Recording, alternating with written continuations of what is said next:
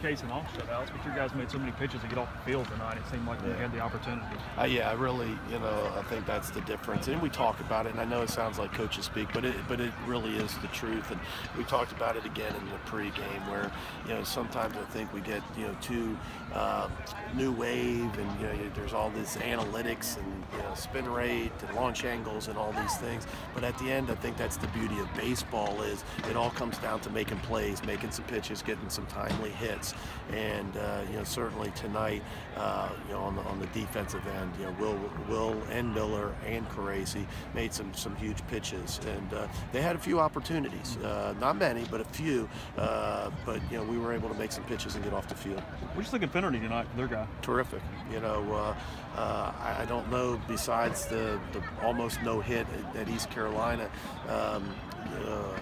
if we were dominated as much by a pitcher this year, just able to locate I think the fastball in and out, able to throw 2 different breaker balls in the strike zone and including a changeup, and we just looked out of sync. We just looked behind the fastball, out in front of the breaking stuff. We took pitches that normally we don't take. We just didn't look comfortable tonight, and I think that has more to do with how well he pitched. What do you think of Will's off-speed stuff specifically? It looked like he mixed it in there really nicely and kept him off balance. Early on, I thought the changeup and the breaking ball were good, and but I think in the later innings, his two-seam fastball just really took over. I thought the last two plus innings, the fastball was really dominant.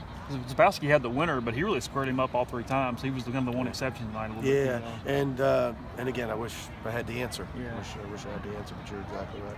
Also Miller coming in, bridging the gap, getting those 4 outs. And he's done it all year. And he pitched, I think 2 innings, 20-something pitches, on Wednesday. But we knew he'd be a good match. His breaking ball, even to the left-handed hitters, and it gave a chance for some other guys, Green to take a little break, and Casey to get another day. So we needed that, and he was terrific as he's been all year. What all played into your decision to bring in Parker there in the 8th with 5 outs? We were going to let Miller go. I mean, I thought he was a really good match for them. But I think watching him run a 3-ball count, Velo maybe drop a mile or 2. You got one of the best closers in the country. You better bring him in.